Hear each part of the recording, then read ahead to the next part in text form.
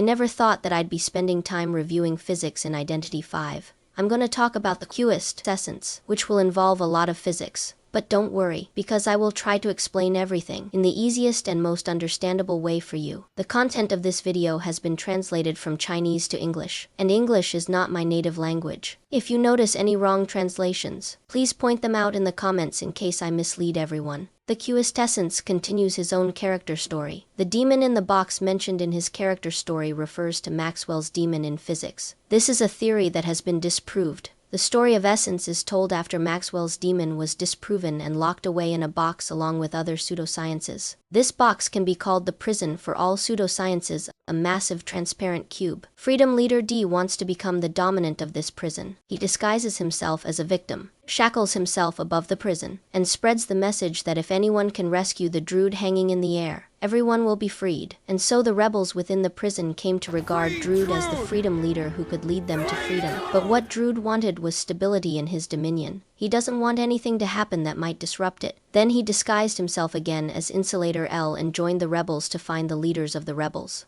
Druid wants to become dominant, and maintaining a stable environment is derived from the theory of Maxwell's demon. This is a theory by James Clerk Maxwell, a hypothetical scenario that violates the second law of thermodynamics. The core of the second law of thermodynamics states that in an isolated system, the total entropy never decreases, it always increases, or remains constant in an ideal reversible process. Simply put, things tend to become more disordered. Maxwell hypothesized the existence of a little demon inside a sealed, transparent box, containing two types of molecules. Red molecules move quickly at a higher temperature, and blue molecules move slowly at a lower temperature. The molecules were uniformly distributed inside the box. A partition with a door was placed in the middle of the box. This little demon was responsible for opening and closing the door. It wanted molecules of the same color in the same area, so it will open and close this door at the right moment, allowing the molecules to move to their correct area, until the red and blue molecules are completely separated, which violates the second law of thermodynamics. This causes the molecules inside the box to transition from disorder to order. This theory was disproven because it failed to consider the cost of the demon organizing the box. To decide whether to open or close the door,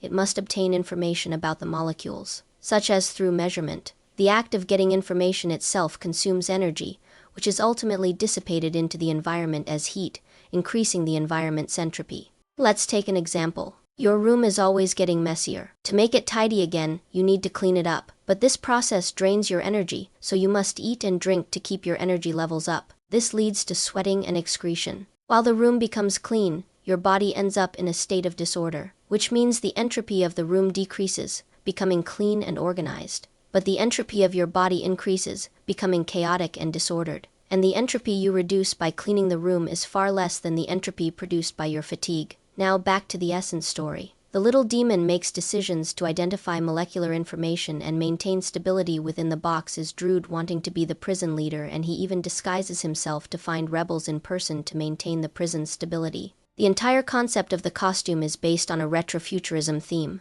The design of Freedom Leader D is primarily based on the positively electrified cations, as well as the Druid model and static electricity. The name Druid comes from the Druid model, a classical free electron model by German physicist Paul Druid in 1900.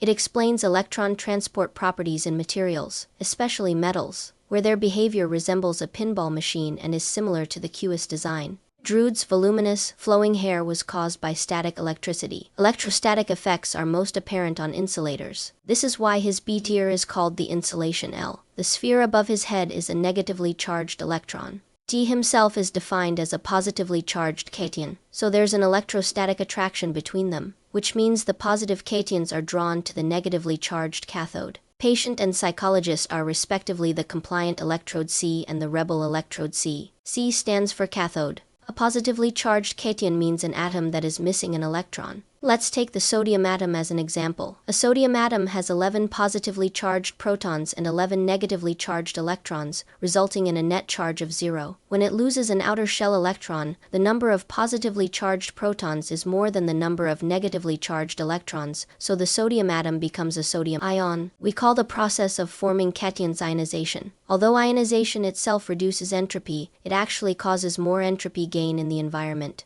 Let's still take cleaning the room as an example. You cleaned your bedroom, but you threw the bedroom trash into the living room, making the whole apartment even more messy. Among the methods capable of achieving ionization, X-rays are one of them. Lucky Guy's unknown Ray-X was arrested as a rebel for discovering X-rays that cause ionization. Batter's futile effort G comes from Gibbs free energy. One of its uses is to calculate the maximum useful work that a chemical reaction can provide under constant temperature and pressure conditions. But why is the batter called futile effort? If we want to get a glass of water to drink in a crowded room, you need to push through the crowd, walk up to the glass of water, and then pick up the cup to drink. The work we ultimately do to obtain the glass is the useful work, which is non-volume work. The effort expended to push through the crowd, though necessary, is your purpose. Not to push people but to get a drink. So this part is wasted effort, also known as volume work. In the storyline, the futile effort Gibbs is a major fighter for the rebels, but ends up falling into the bubble trap of the gamekeeper snare you. Therefore, the design of this futile effort also makes a lot of the phenomenon of liquid surface tension, such as the tendency of droplets to form perfect spheres, paperclips and small insects floating on water, and the formation of soap bubbles. Gamekeeper's snare you originates from potential energy in physics. In physics, a trap is typically represented as a potential well, a spatial region defined by a potential energy function that captures and confines particles. Archer's divergent spectrum comes from Raman spectroscopy theory. It is a technique that measures the frequency-shifted scattered light resulting from the interaction between laser light and molecules to obtain information about molecular vibrations. One of the most common applications of this technology is in jewelry authentication, which can quickly and non-destructively verify the gemstones such as diamonds and jade. The left eye of the divergent spectrum is a glass experimental lens, helping her dissect the properties of light at any moment. Her costumes also incorporate elements of diffracted light. As we mentioned earlier, the design of the futile effort includes liquid surface tension and the bubble trap of the gamekeeper. The Raman signal produced by water molecules is extremely weak, but the Rayleigh scattered light it generates is exceptionally strong. Like a faint candle flame beside a searchlight, the Raman signal is completely overshadowed.